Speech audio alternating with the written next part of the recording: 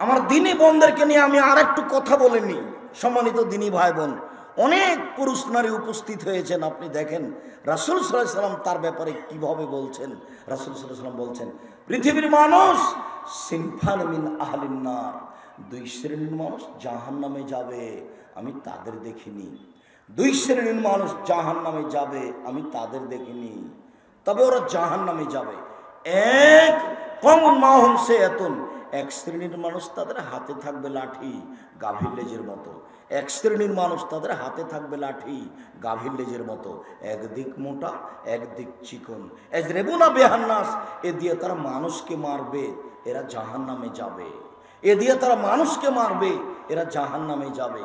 দুই নিশান, মহিলা কাশে এতন, কাপড় পরে থাকে, আর এতন উলঙ্গ।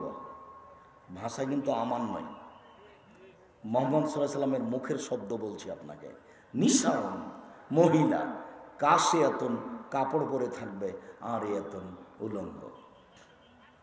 এই জায়গাখানে যখন আসি তখন আমার ওই কথাটা মনে পড়ে, যেটা আপনাকে আমি বলি, যে আপনার একটা খুব মেধাবী ছেলে, বাগমারাতে বাড়ি, সাপাহারে বাড়ি, নওগাঁ জেলায় বাড়ি, ছেলেটা খুব মেধাবী, লন্ডন থেকে পড়ে এসেছে, ঢাকা পিজি হাসপাতালে চাকরি পেয়েছে, 2 লক্ষ টাকা বেতন।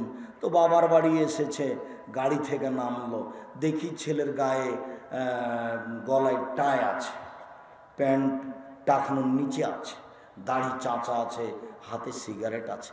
এইভাবে ছেলে আমার গাড়ি থেকে নামলো। একটু পরে দেখি বৌমা গাড়ি থেকে নামলো, গায়ে হালকা হালকা কাপড় আছে। একটু পরে দেখলাম নাতনি গাড়ি থেকে নামলো, গায়ে কাপড়ই নেই। গাড়ির পিছন দিকে দেখি কুকুর আছে। গাড়ির পিছন দিকে কি দেখছি? কুকুর আছে। এটা আমি বাপের কথা নকল করেছি, বাপ এগুলো দেখছে।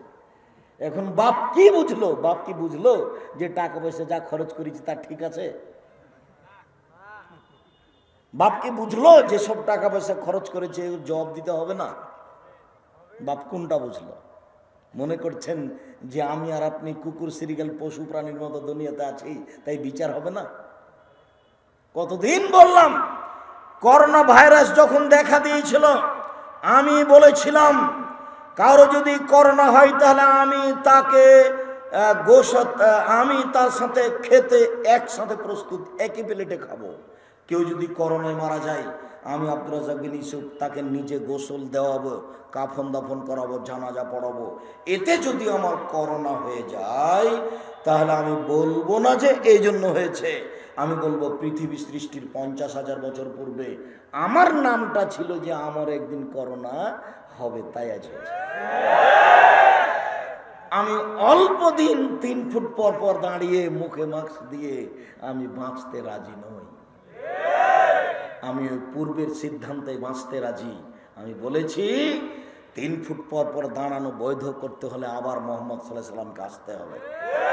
সারা দুনিয়াতে সব মসজিদে, মসজিদে নববীতে, কাবা ঘরে আর যদি মানুষ পাশাপাশি না দাঁড়ায়, কিয়ামত পর্যন্ত যদি 3 ফুট পর পরই দাঁড়ায়, তবু জায়েজ হবে না। জায়েজ করতে হলে মুহাম্মদ সাল্লাল্লাহু আলাইহি সাল্লামকে আসতে হবে। যেহেতু তিনি কিয়ামত পর্যন্ত আর কোনোদিন আসবেন না, কাজে 3 ফুটের জায়েজ আর হবে না। যখন দুবাইয়ে থেকেছি ওই সময়, তখন কারোর সাথে যখন মসজিদে ঢুকেছি তখন আমি বলেছি আমার পাশে দাঁড়ান, তো শুলিও হবে না, ফাঁসিও হবে না, জরিমানা লাগতে পারে। পাশে দাঁড়ান, দেখা যাক কি হয়, জরিমানা লাগে নাকি। তো কোনোদিন জরিমানা লাগেনি, শুলিও হয়নি, ফাঁসিও হয়নি। হুজুর কখন যে হুজুর পাল্টে গেছে, হুজুর বলছে যে পাশে আমার দাঁড়ায় না, ফাঁকা থাকো। সরকারও বন্দি করেনি, কাউকে জেলও হয়নি, শুলিও হয়নি, ফাঁসিও হয়নি, এমনিতে শরীয়ত পরিবর্তন হয়ে গেল গো। আমি অবাক হয়ে গেলাম, কেমন কথা, এমন কেন হচ্ছে? কিয়ামত চলে এসেছে কাছাকাছি। আমি বলি না 23 সালে হবে, এরকম আমি কথা বলি না। 24-25 হবে এই কথা বলি না। তবে রাসূল সাল্লাল্লাহু আলাইহি ওয়াসাল্লাম বলছেন ইন্না মিন আসরাতি শাহ, কিয়ামতের লক্ষণ বিদ্যা উঠে যাবে। সবাই মিলে টিভি দেখছে, তার নাম বিদ্যা নয়। প্যান্টে টাকনোর নিচে আছে, তার নাম বিদ্যা নয়। দাড়ি চাঁচা আছে, তার নাম বিদ্যা নয়। হাতে সিগারেট আছে, তার নাম বিদ্যা নয়। দলীয় দাপট দেখে জমি দখল করেছে, তার নাম বিদ্যা নয়। মানুষকে অপমান করে তাকে বাড়িঘর থেকে বের করে দিয়েছে, তার নাম বিদ্যা নয়। ক্ষমতা দেখে মিথ্যে সাক্ষী দিয়ে ওকে জেলে দিয়েছে, তার নাম বিদ্যা নয়। নগ্ন পোশাক পরে জাতিকে পাপী করেছে মহিলা, তার নাম বিদ্যা নয়। যেদিন বিদ্যা উঠে যাবে বুঝতে হবে এটা কিয়ামতের লক্ষণ। দুই, ভয়ঞ্জল জাহাল, মূর্খতা যখন বর্ষণ হবে। আরে মূর্খতা বর্ষণ হবে, বর্ষণ তো হয় বৃষ্টি। মুহাম্মদ সাল্লাল্লাহু আলাইহি ওয়াসাল্লাম বলছেন মূর্খতা বর্ষণ হবে। তিন, সারবুল খামরে, মদ পান যখন বেশি হয়ে যাবে তখন বুঝতে হবে এটা কিয়ামতের লক্ষণ। একশরা জেনা যখন বেশি হয়ে যাবে তখন বুঝতে হবে এটা কিয়ামতের লক্ষণ। ওয়াকিলার রেজাল, পুরুষ কমে যাবে তখন বুঝতে হবে এটা কিয়ামতের লক্ষণ। 6, মহিলা বেশি হয়ে যাবে তখন বুঝতে হবে এটা কিয়ামতের লক্ষণ। আল্লাহ নবী বলছেন একজন পুরুষের অধীনে থাকবে 50 জন নারী, একজন পুরুষের অধীনে 50 জন নারী থাকবে। আল্লাহ রাসূল এই কথা বলেননি, বলেছেন একজন পুরুষের অধীনে শত হাজারো নারী থাকবে। এইখানে বসে আছে এমন কতগুলো যুবক যার শত নারীর সাথে জেনার সম্পর্ক আছে, এখানে বসে আছে। দেখো যুবক, আমি তোমাকে বলেছি আস্তাগফিরুল্লাহ ওয়া আতুবু ইলাইহি বলে উঠো, আস্তাগফিরুল্লাহ ওয়া আতুবু ইলাইহি বলে উঠো। আর এদেশের সামাজিক গতি অনুযায়ী কানে হাত দিয়ে বলো আস্তাগফিরুল্লাহ ওয়া আতুবু ইলাইহি, আমি তোমার দরবারে ক্ষমা ভিক্ষা চাই, তোমার কাছে ফিরে যেতে চাই। জিন্দেগিতে আমি এই কোনোদিন মেয়ের সাথে কথা বলবো না, ওর নাম্বারকে আমি মোবাইল থেকে ডিলিট মিটিয়ে দিলাম। আল্লাহ ওর নাম্বারটা আমার অন্তর থেকে এভাবে করে দাও যেভাবে মারিয়াম বলেছিল, কুনতু নাসিয়াম মানসিয়া। মারিয়াম বলেছিলেন যে আল্লাহ আমি হয়ে যেতে চাই নাসিয়াম মানসিয়া, আমি কি দিয়ে জাতিকে ছেলে বুঝাবো? যদি জিবরাইল এসে আমাকে বলল যে আল্লাহকে গোলাম তোমার একটা সন্তান হবে, তখন আমি মারিয়াম বললাম লাম ইয়ামসাসনি বাশারুন ওয়ালা মা কুবাগিয়া, আরে আমার বিবাহ হয়নি, আমি জেনাও করিনি, আমার সন্তান হবে কিভাবে? আমার বিবাহ হয়নি, আমি জেনাও করিনি, আমার সন্তান হবে কিভাবে? আমার বিবাহ হয়নি, আমি জেনাও করিনি, আমার সন্তান হবে কিভাবে? তখন জিবরাইল আমাকে বললেন তোমার প্রতিপালক বলছে এইটা সহজ। আরে বাপ ছাড়াই মা ছাড়াই আমি মানুষ তৈরি করতে পারি, সেটা হলো আদম। আর তুমি তো মা আছোই, বাপ মা ছাড়াই পারি, আমি তো মা দিয়ে পারি না, মা দিয়ে আমি পারি। দেখো তোমার সন্তান নিয়ে আসলাম ঈশা। তখন তিনি এটা বুঝলেন বটে, কিন্তু মেনে নিতে পারছেন না। বলছেন জাতি আমাকে বলবে ছেলে পেয়েছো কোথায়, কার সাথে জেনা করলে? ছেলে কোথায় পেলে তুমি, কার সাথে জেনা করলে? আমি কি দিয়ে বুঝাবো? কুনতু নাসিয়াম মানসিয়া, আমি হয়ে যেতাম নাসিয়াম মানসিয়া। পৃথিবীর কেউ না জানতো মারিয়াম কেটা, পৃথিবীর কেউ না জানতো মারিয়াম কেটা। মানুষের অন্তর থেকে মুছে যেত মারিয়ামের নাম, মারিয়ামের নাম কেউ উচ্চারণ করতো না। আমি এরকম হয়ে যেতে চাই। আমি চাচ্ছি যুবক মেয়ের নাম্বারটা তোমার কাছে হয়ে যাক নাসিয়াম মানসিয়া। একটা মেয়ের সাথে আমি কথা বলতাম, সেটা যেন কে, সেটা আর নেই। পৃথিবীতে কেউ নেই যার সাথে আমি কথা বলতাম। আজ থেকে না তুমি কোনো মেয়ের সাথে কথা বলো না, মোবাইল থেকে দূর করে দাও। উপস্থিত বৈঠকের মেয়ে তোমাকে বলছি তোমার স্বভাব পরিবর্তন করো। এইভাবে মিঠে মিঠে করে কথা বলে যুবককে নষ্ট করো না, জাহান্নামের দিকে ঠেলে দিও না। তোমার মোবাইলে যত নাম্বার আছে যুবকের সাথে কথা বলার সব মিটিয়ে দাও।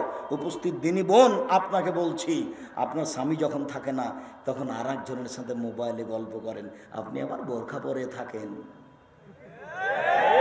আপনার স্বামী যখন থাকে না তখন আপনি আর একজনের সাথে কথা বলেন, আপনি বোরকা পরে থাকেন। আপনাকে আমি বোরকা বলে কষ্ট দিইনি, বরং আপনি বোরকা পরে থাকেন। ওই মেয়েটাকে ঘৃণা করছি যে মেয়েটা বলছে আরে ওরা বোরকা পরে জেনার কথা বলে। আচ্ছা ওরা বোরকা পরে জেনার কথা বলছে, তো তুমি ল্যাংটা হয়ে থেকে তুমি কি করছো? এটা তোমার কি? তো তুমি গোটাটাই তো জেনা। আল্লাহ রাসূল বলছেন আল মারাতু আওরাতুন, মহিলা হচ্ছে ঢেকে রাখার বস্তু, মহিলা হচ্ছে ঢেকে রাখার বস্তু, ওকে ঢেকে রাখতে হবে।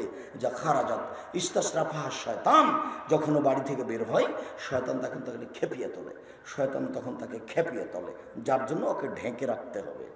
রাসূল সাল্লাল্লাহু আলাইহি ওয়াসাল্লাম বলছেন যেটা চাঁপাইনবাবগঞ্জে চলে, এটা কোন থানা? মান্দা থানা, নওগাঁ জেলা, বৃহত্তর রাজশাহীর অন্তর্ভুক্ত, তবে চাঁপাইনবাবগঞ্জের মতো নাও হতে পারে। চাঁপাইনবাবগঞ্জে বিবাহ লাগলে থুবড়া হয়, মানে মেয়েরা গীত গায়, তো গায়ে হলুদ দেয়। তো আল্লাহ রসুল বলছেন লা তুবাসিরুল মারাতাল মারাতা, একজন মহিলা আর একজন মহিলার গায়ে হাত লাগাতে পারবে না। একজন মহিলা আর একজন মহিলার গায়ে হাত লাগাতে পারবে না। কেন?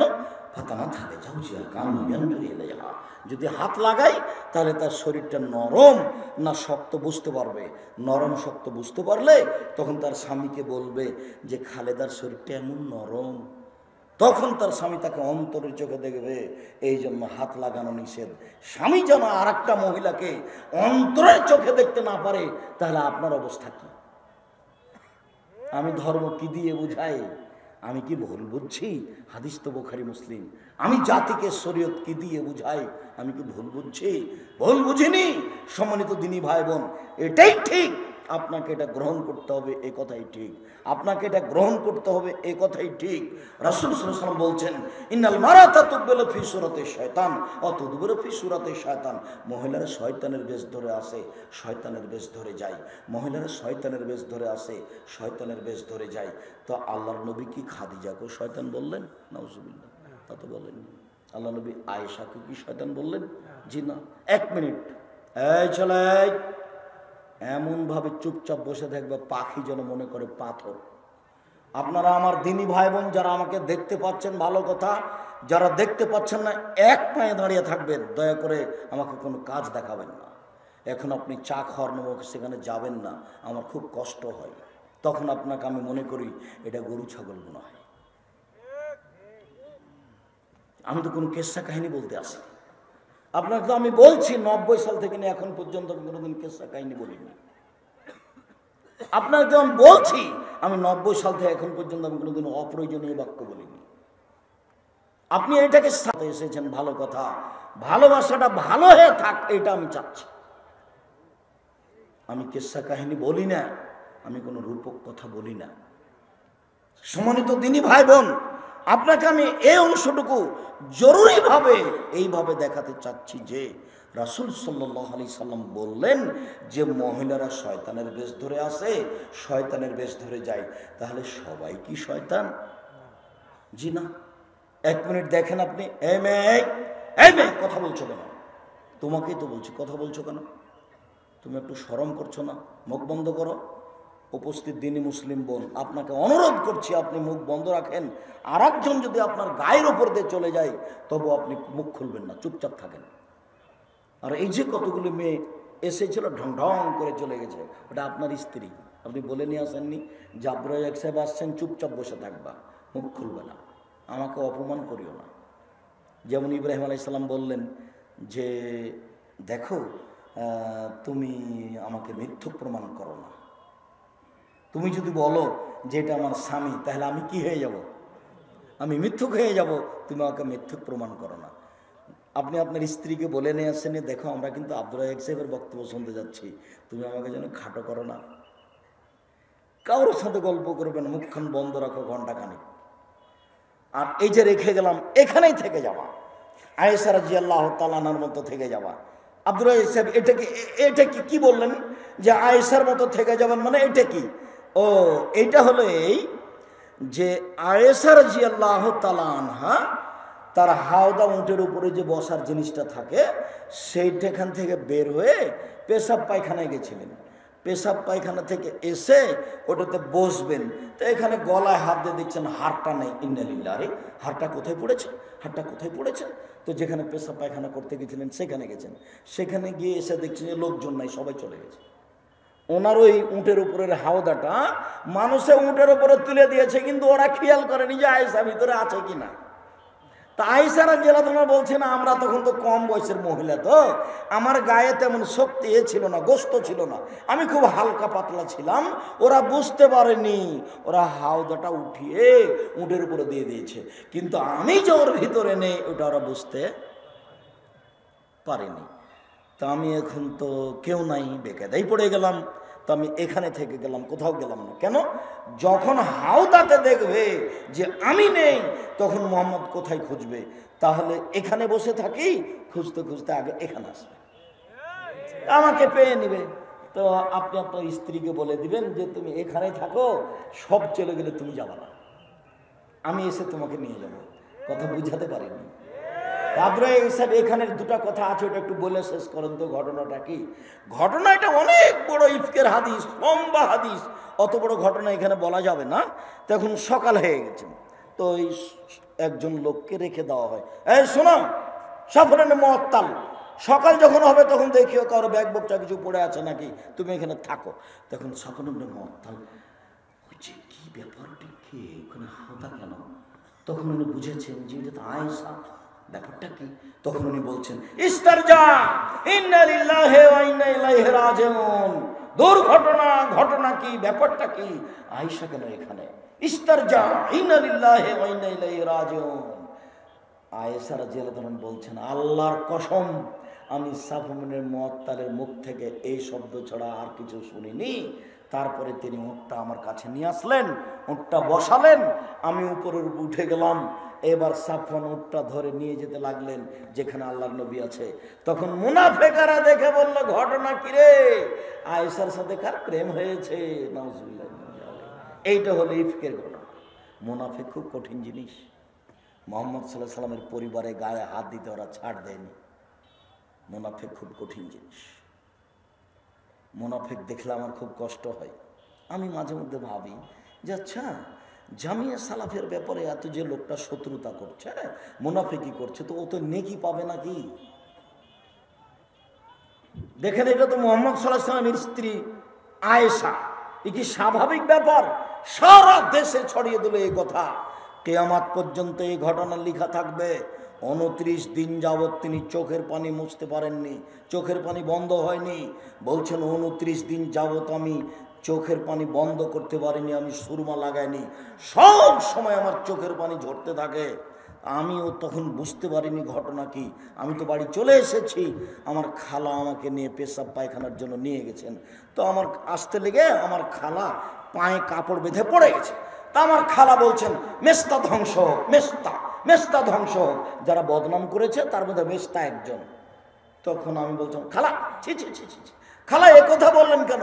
আরে মেস্তা হচ্ছে বদরি সাহাবী, বদরের যুদ্ধে উপস্থিত ছিলেন, তার আগের পিছের সব পাপ ক্ষমা, ওরা অনেক বড় মানুষ, আপনি কেন বদনাম করলেন? তখন তার খালা বলছেন, এই তুই জানিস কি ঘটনা? তুই জানিস কি ঘটনা? কি ঘটনা খালা? আরে এরা তো তোর বদনাম করে বেড়াচ্ছে। এ কথা? ইন্না লিল্লাহ। আমার আব্বা জানেন? হ্যাঁ জানে। আমার আম্মা জানেন? হ্যাঁ জানে, সবাই জানে। তখন বাড়িতে আল্লাহ রাসূলকে বলছেন, আমি বাড়ি চলে যাব, আমি এখানে থাকবো না। ঠিক আছে যাও। তো একজনকে সাথে দিলে বাপের বাড়ি চলে গেলেন। বাপের বাড়ি গিয়ে এখন বলছেন, আব্বা আল্লাহ রাসূল জানেন এটা? বলে হ্যাঁ, সবাই জানে এটা। মা সবাই জানে এটা? বলে হ্যাঁ, সবাই জানে। এই শোনো, শোনো আয়েশা, চিন্তা করবে না। মায়ে বলছে, এবার শোনো আয়েশা, চিন্তা করবে না। আরে যার সতীন থাকে না, তার মেলা ঝামেলা থাকে। তোমার সতীন আছে তো, মানে উনি ওইদিকে চলে গেলেন। বুঝতে পারছেন না কথা? মনে হয় আয়েশার মা বলছেন রাদিয়াল্লাহু তাআলা যে তুমি চিন্তা করো না তো, যার সতীন থাকে না তারা শুধু খালি নানান কথা বাড়ায়। তোমার সতীন আছে তো, কোন দিকের কথা যে কোন দিকে নিয়ে যাচ্ছে তুমি যেন চিন্তা করো না, এইভাবে বলে দিলেন। এখন আল্লাহ রাসূল আসেন আর বলেন, কেমন আছো? আর কিছু বলেন না, চলে যান। একদিন আমাকে বলছেন, শোনো আয়েশা, তুমি যদি জেনা করে থাকো তাহলে বলো করেছি, আর যদি জেনা না করে থাকো তাহলে বলো করিনি। তখন আল্লাহ রাসূলকে বলছেন, শোনেন, আমি যদি বলি এখন হ্যাঁ, তাহলে মিথ্যা হবে সত্য। আমি যদি বলি না, তাহলে জনগণ বলবে কইরা বলছে না। সাবরি কা সাবরি আবে ইসব, আমার ধৈর্য ইসবের বাপের ধৈর্য মতো আমি মুখ খুললাম না। ঈশ্বর বুঝতে পারছিলেন আমার ইসব বেঁচে আছে, ইয়াকুব বুঝতে পারছিলেন আমার ছেলে ইসব বেঁচে আছেন, কিন্তু ছেলেদের মুখামুখি হলেন না। ছেলেরা মিথ্যা কথা বললো, এই যে যে যে আব্বা আপনি তো বিশ্বাস করবেন না, এ দেখেন আপনার ছেলেকে বাঘে খেয়ে নিয়েছে, এ দেখেন জামা কাপড় নিস, এ দেখেন রক্ত লেগে আছে। কে বলছে? ছেলেরা বলছে, ইসবের ভাইরা বলছে। তো এখন এটা উনি বুঝলেন ব্যাপারটা কি। ছেলে তো আমার স্বপ্নে দেখেছে 12টা তারা, চন্দ্র, সূর্য, এটা তো হতেই পারে না। না সাবরি, আমি ধৈর্য ধারণ করি। ধৈর্য ধারণ করলেন 25 বছর যাবৎ এক টানা। 25 বছর পরে ছেলে ফেরত পেলেন। তো এখন আয়েশা বলছেন, আমি বলতে পারি না যে হ্যাঁ, যদি বলি হ্যাঁ তাহলে মিথ্যা হবে সত্য, আর আমি যদি বলি না জনগণ বলবে কইরা বলছে না। আমি এটা বলতে পারবো না কিছু। সাবরি কা সাবরে আবে ইসব, আমার ধৈর্য ইসবের বাপের ধৈর্যের মতো থেকে গেলাম। মনে মনে ভাবছিলাম আল্লাহ মোহাম্মদ সাল্লাল্লাহু স্বপ্নে দেখাবেন যে না, আপনার স্ত্রী জেনা করেননি, তবে আমার নামে কোরআন নাযিল হবে, আকাশে আমার কথা হবে, এইটা আমি মনে করিনি। 29 দিন পরে কোরআন নাযিল হয়ে গেল, আমি পাপ করিনি।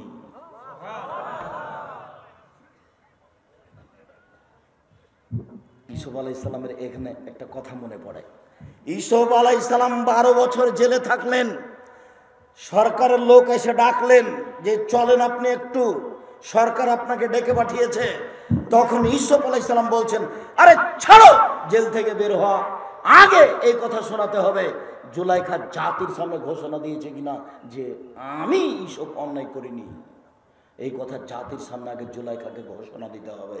জুলাইখা বলেছে ইসব অন্যায় করেছে, আমি বলছি জুলাইখাকে আবার বলতে হবে জাতির সামনে যে আমি অন্যায় করেছি, ইসব করেনি। তাহলে বোঝা যাচ্ছে যে এমনি ক্ষমা চাইলে হবে না। কোনো কথা এমনও যে জাতির সামনে কি বলতে হবে যে আমি অন্যায় করেছি, এনার সাথে আমি একটা অন্যায় করেছি, এই কথাটা সবাই জানে। তখন ইমানার আমি হাত ধরলাম, শরীয়ত এটা বলছে না।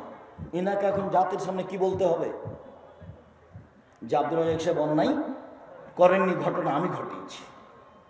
ইসুফ আলাইহিস সালাম বলছেন, আরে যাও বলে দাও সরকারকে আমি জেল থেকে বের হবো না, আগে জুলাইখাকে জাতির সামনে বলতে হবে আমি অন্যায় করিনি। তখন জুলাইখা বলল, হ্যাঁ এইসব সত্য, আমি মিথ্যা, অন্যায় আমি করেছি। সম্মানিত দিনী বোন, আপনাকে আমি বলছি যে এই যে কথাটা, এই যে জিবরাইল, আয়েশা, এই যে জিবরাইল তোমাকে সালাম দিল, তখন আয়েশা বলছেন ওয়ালাইহিস সালাম ওয়া রাহমাতুল্লাহ। জিবরাইলের প্রতি সালাম, জিবরাইলের প্রতি আল্লাহ দয়া করুক। আপনি তো জিবরাইলকে দেখতে পান, আমি তো দেখতে পাই না। আপনি তো জিবরাইলকে দেখতে পান, আমি তো দেখতে পাই না। এক বিছানে 3 জন, এক জায়গাতে 3 জন, এক ল্যাপের নিচে 3 জন উপস্থিত বৈঠকের দিনই বোন, আপনাকে আমি আয়েশার মতো মনে করি। দেখেন আপনাকে আমি আয়েশার মতো মনে করি। আবার দেখেন এক বিছানে 3 জন, মুহাম্মদ সাল্লাল্লাহু আলাইহি সাল্লাম, জিবরাইল আলাইহিস সালাম, আয়েশা। তখন আল্লাহ নবী বলছেন, হাজা জিবরাইল, আয়েশা এই যে জিবরাইল, এই ভাষাটা কি মনে করছেন একই জায়গাতে? ভালো করে বুঝাতে পারে না, আরবি শব্দ তো। আল্লাহ নবী বলছেন, আয়েশা হাজা জিবরাইল, এই যে জিবরাইল। বলেন তো জিবরাইল পাশে না দূরে? পাশে। আয়েশা এই যে জিবরাইল তোমাকে সালাম দিল। তখন আয়েশা বলছেন ওয়ালাইহিস সালাম ওয়া রাহমাতুল্লাহ। জিবরাইলের উপরে সালাম, জিবরাইলের উপরে শান্তি। আপনি তো দেখতে পান, আমি তো দেখতে পাই না। আপনি তো দেখতে পান, আমি তো দেখতে পাই না। আয়েশা কিন্তু জিবরাইলকে দেখতে পাচ্ছেন না। যেটা আমি বলতে চাচ্ছি উপস্থিত দিনী বোন, আপনাকে আমি আয়েশার মতো মনে করছি, আপনার আমি কষ্ট দিতে আসিনি। আপনাকে এখানে আমি আরো 1 মিনিট একটা কথা শোনাতে চাই, মনে রাখবেন এই কথা আপনার জন্য অতীব জরুরি। আয়েশা রাদিয়াল্লাহু তাআলা আনহা বলেন, আমার স্বামী যখন মারা গেল তখন তার কবর হলো আমার ঘরে। আয়েশা রাদিয়াল্লাহু আনহা স্বামী কে? মুহাম্মদ সাল্লাল্লাহু আলাইহি সাল্লাম। মুহাম্মদ সাল্লাল্লাহু আলাইহি সাল্লাম কোথায় মারা গেছিলেন? আয়েশা রাদিয়াল্লাহু তাআলার ঘরে। কবর কোথায় হয়েছিল? আয়েশা রাদিয়াল্লাহু তাআলার ঘরে। এবার উনি যেতেন ঘর দেখতে, কবর দেখতে, তো মাথায় কবর দিতেন না, বলতেন এটা আমার স্বামীর কবর। কয়দিন পরে পিতা মারা গেলেন, তো পিতারও কবর হলো ওখানে, তখন তিনি মাথায় কাপড় না দিয়ে যেতেন, বলতেন এটা আমার স্বামীর কবর, এটা আমার বাপের কবর, এটা আমার স্বামীর কবর, এটা আমার বাপের কবর। কয়দিন পরে ওখানে কবর হলো উমর রাদিয়াল্লাহু তাআলা আনহুর।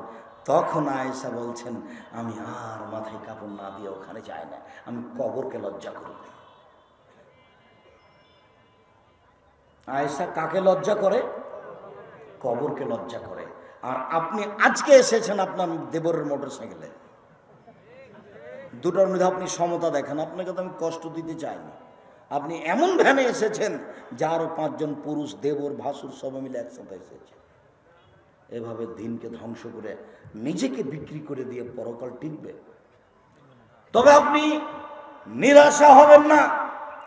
আমি আব্দুর রাজ্জাক বিন ইউসুফ রাসূল সাল্লাল্লাহু আলাইহি ওয়াসাল্লামের এই কথাগুলি বলে আপনাকে আমি নিরাশা করতে চাইনি, বরং আমি বলতে চেয়েছি নারীদের জন্য জান্নাত সহজ, রাসূল সাল্লাল্লাহু আলাইহি সাল্লাম বলেন, মহিলারা যদি 4টা কাজ করতে পারে তাহলে জান্নাতের সব দরজা খোলা। এক, সালাত খামসাহা, 5 ওয়াক্ত সালাত আদায় করলো। 2, সমাজ সাহারাহা, রমজান মাসের সিয়াম পালন করলো। 3, আতাত বালাহা, স্বামীকে মেনে চললো। 4, আহসানাত ফারজাহা, জেনায় লিপ্ত হলো না। এই 4টা কাজ যদি করতে পারে তার জন্য জান্নাতের সব দরজা খোলা। সম্মানিত দিনী বোন, আপনাকে আমি বলতে চেয়েছি আপনার উত্তরেই। আপনি বলছেন আব্দুর রাজ্জাক সাহেব, আপনার 4টা কথা আমরা আগে থেকেই জানি এবং করি। 5 ওয়াক্ত সালাত আদায় করি। 2, রমজান মাসের সিয়াম থাকি। 3, জেনাও করি না। 4, স্বামীকে মেনে চলতে পারি না, একটু কষ্ট হয়। প্রথম 3টে ঠিকই আছে, 4টাতে একটু অসুবিধা হয়। আমার স্বামীর মুখ খারাপ, ও আমাকে গালি দেয়। আমার স্বামী পরকীয়া প্রেমে লিপ্ত, যার জন্য তাকে আমাকে ভালো লাগে না। আপনি আমার দিনী বোন, আপনার কথাই সত্য, কিন্তু এর সাথে থাকতে হলে মেনেই নিতে হবে, তিতা লাগলেও মিঠা লাগলেও। এর সাথে থাকতে হলে মেনেই নিতে হবে, তিতা লাগলেও মিঠা লাগলেও, নইলে ফলাফল জাহান্নাম হবে। আপনি এর সাথে সংসার ত্যাগ করতে পারেন, কোনো সমস্যা নেই।